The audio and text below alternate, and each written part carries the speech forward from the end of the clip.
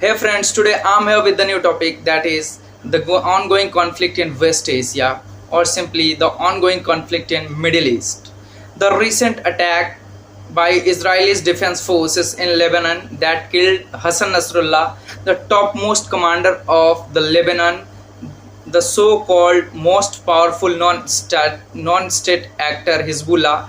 His leader Hassan Nasrallah has been killed by Israeli defense forces in an airstrike. That Israel's Hezbollah is backed by the Iran, and when he got killed, the whole Iran and Islamic world was in shock that what has been done to Hassan Nasrallah. Even India also witnessed some protest in various areas. The people were protesting. Even people were not aware about who was Hassan Nasrallah, but some revolts were seen in and protests were seen in India also about Hassan Nasrallah. Why this has made so much chaos throughout the world? Who was Hassan Nasrallah? Who has supported Hezbollah? Why Iran is so much tense? Why everyday rockets are being propelled by Iran, and why rockets are being used by Iran and Lebanon on Israel? So these all things will be covered in this lecture. So simply starting with the ongoing conflict that started between Hamas and Israel, in which Hamas attacked Israel, in which more than 800 Israelis were killed, and in retaliation the continuous attack on the Hamas by Israeli defense forces took place. This was the origin of the war, and in this war many hostages were captured by Hamas, which includes the civilians of Israel and also some officials and defense personnel of Israel, for which Israel has been continuously attacking Hamas, but it didn't get a huge success. And till now 1 year has gone, but Israel didn't have a success in getting freeing those hostages. For this, more than 50,000 people has been killed in Gaza Strip and in Hamas. This is very bad for the humanity, but this is what geopolitics is. So moving towards the reason, we know that West Asia is a very contentious zone in which we see continuous confrontations between various groups. The continuous confrontation in which we see the groups is formed, in which Israel is backed by US and Iran. The axis is formed between Iran, that is a Shia dominant country, Iran, and Iran backs Hezbollah, a military and political wing which is present in Lebanon, that is also the non-state actors. US terms Hezbollah as militant.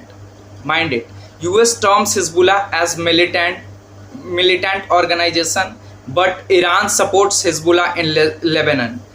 Again, Iran supports Hamas in Gaza Strip, and Iran also support Houthis in Yemen and Red Sea. So it is clear equation that Iran supports the 3H combination, that is Hezbollah in Lebanon, Hamas in Gaza, and Houthis in Red Sea and Yemen. So these all three are militant organizations, basically as referred by US.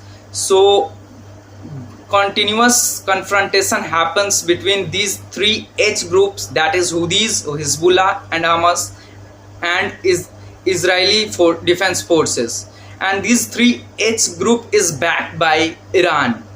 So Iran, Houthis, Hezbollah and Hamas is standing in one side, and on the other side Israel is standing with the support, mainly supported by US, and partial support comes from various Western countries like US and UK and other countries.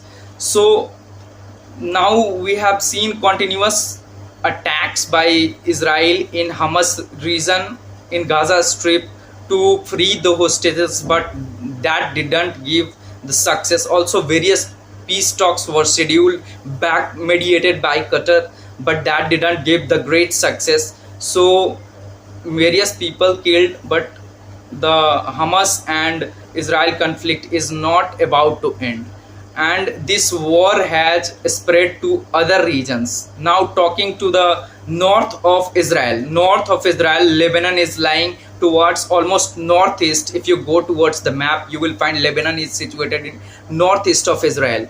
So when the continuous attack, this regional war of Hamas and Israel spread in the whole West Asia, and we saw the countries that is right now involved, that is Israel, Lebanon, Syria. You will also see some attacks by Israeli defense forces in Syria, that is Damascus, Lebanon and its capital Beirut, also in Iran. So now going to trace some attacks in Damascus, Beirut and Iran by Israeli forces. In December 2023, Israel attacked in Damascus, and also in April 1, 2024, Israel attacks on the Iranian embassy in Damascus, and Israel considered it as violation of the sovereignty of the Iran, and Iran attacked on Israel for this on 14th of April 2024.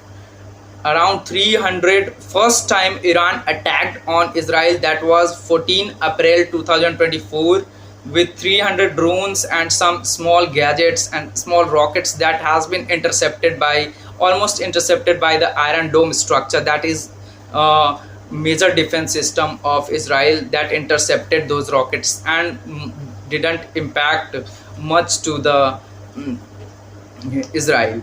And after that there were no escalation of war, and it seems that it is not going to escalate. In between, some turbulences, political turbulences come into Iran. We saw that the prime minister of Iran, president of Iran, that was Ibrahim Raisi, his helicopter got crashed. His ideologies supported with conservative regime of Iran, that was very conservative, and that were very staunch, but the regime change happened, and Masoud Pezeshkian came into the power as a new president.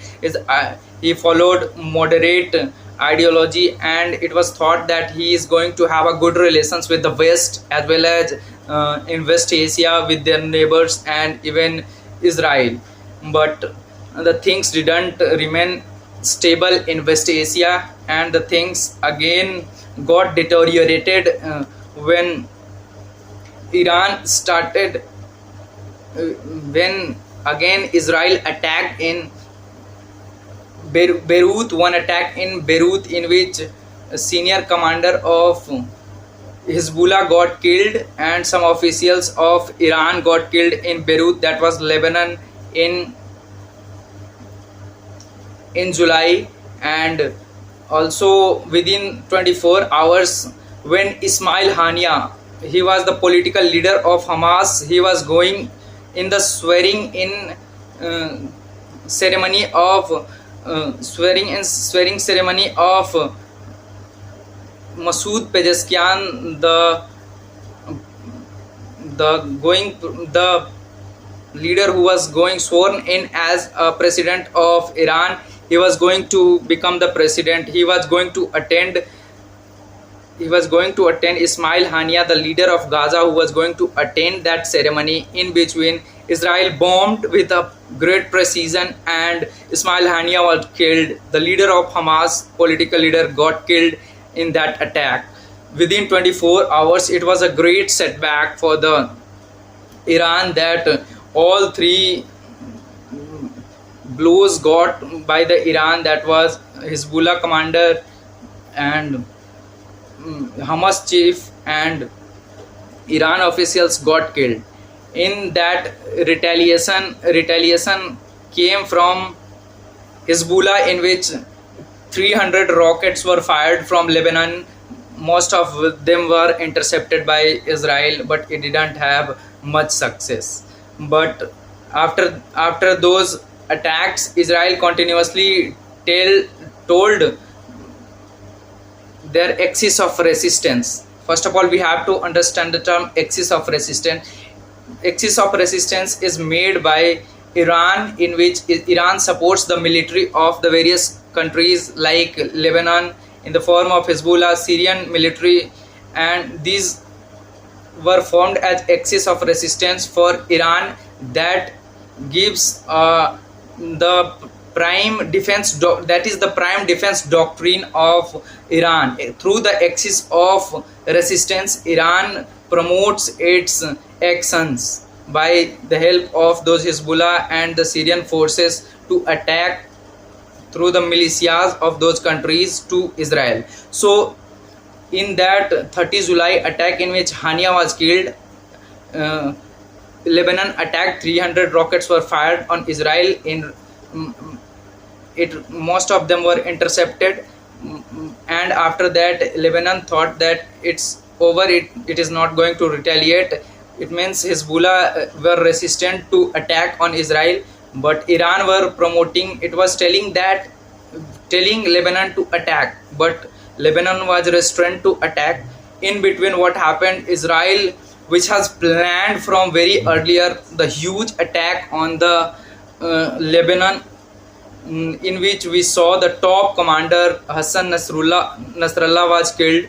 We saw it was a very deliberate attack on Israel, we say, in which after 2006 it was said that it was a operation and planning made by Mossad, in which various components which helped in making the pagers, that is a communication that works on radio frequency, that is pagers. It is like walkie talkies and some kinds of gadget, that is pagers and walkie talkies were completely destroyed, and other ground communication systems were destroyed, and at the same time air strikes attack from Israel came, and that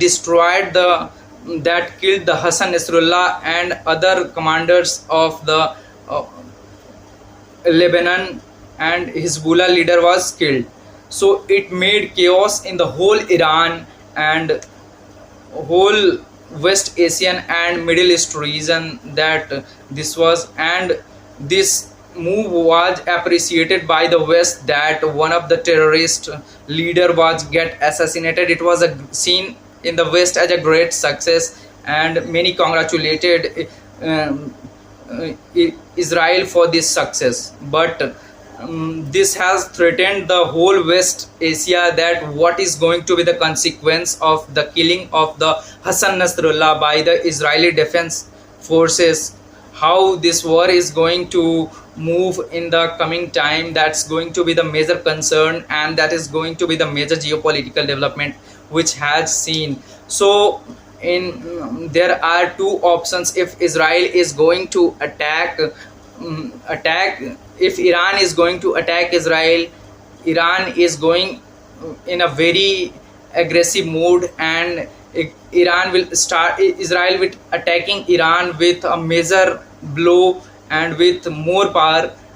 If second option is adopted by Iran, that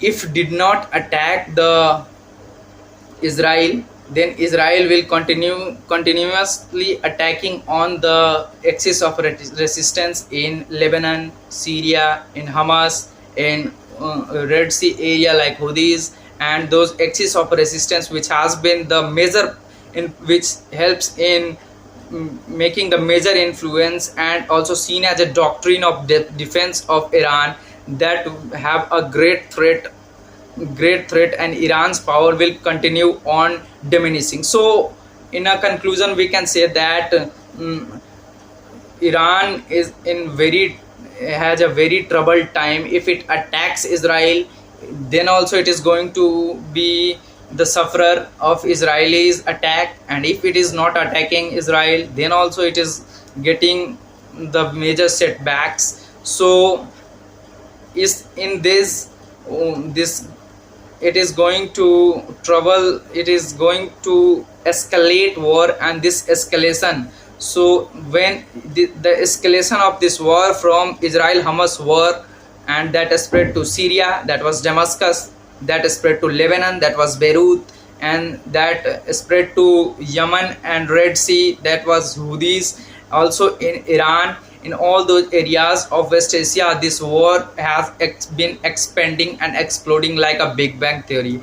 So this is very concerning for the whole world, that this is going to impact. This is a globalized world in which whole world is a village, interconnected village, so it's directly or indirectly going to impact every human being, that so much we are interconnected nowadays. So those impacts should be diminished, and the peaceful negotiations, and as it is continuously been said by the Prime Minister and Subramaniam Jaishankar, that war cannot end in the battlefield, it should be discussed on the table. So that strategy should be followed, and there should be negotiation and peace. But right now it is unseemingly that this is going to happen. If Israel attacks, Israel attacks on 1st of October, Iran attacks on 1st of October on Israel, and its action is awaited, what's going to be the next move of Israel. But one thing is very sure, that Israel is in no mood to leave anything. If one is going to attack Israel, Israel is going with the double hands, with the power of the swords. And let's see what happens in these turbulent times, and we hope for de-escalation of the war and establishment of peace. That's it. Thank you.